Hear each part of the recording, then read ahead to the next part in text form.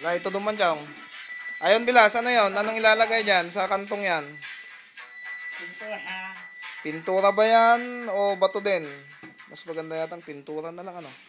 Kasi wala naman doon. Pintura na yun eh. Oh, pintura doon sa taas. Kaya, yan o. Pintura na rin yan. Pababa niyan. Yan.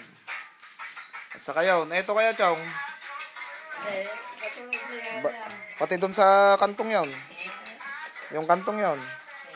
Kapilitan ano, ganun din doon. Oh, ganun din doon eh. Ayos na yan. Oh, ayan. Tapos ito. Yung, Ayan. saan? Bali yung bato niya dyan, dito. Saan? Dito lang siya. Oh, kasi may molding doon. Tama na rin ang building na. Oh, Pantay dito. ayun yan. Parang ganun yung nandun. Bintay dyan. At yung ay kanto dito, ipatukan pa. Nagkabaw na. Idakdakil kong ito basita kapilitan. Mga sige, tama to na Jay ko. Ano dyan? Kami na eh, nailit dinitigas na eh. Oo. Dito na awa, hindi na daw. Oy, wala nga naman lagyan mo pa ng molding doon eh.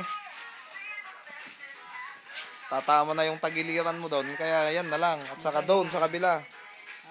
Yan, at saka doon. Paikot doon. Tapos dito, ganito. Oh, sige. Yung tiles na maliit dito, tatama dyan. Oo, tatama sa tiles. Kaya bricks muna.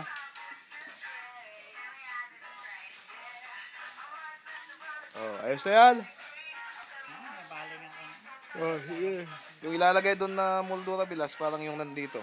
Yan, yung nagawa na. Oh, huwag mong sabitan ah.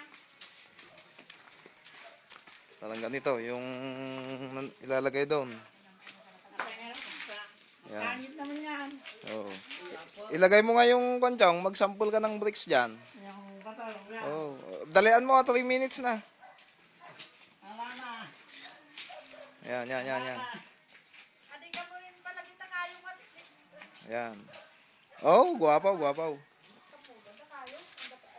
Oh, ayun, ganun siya, ganun.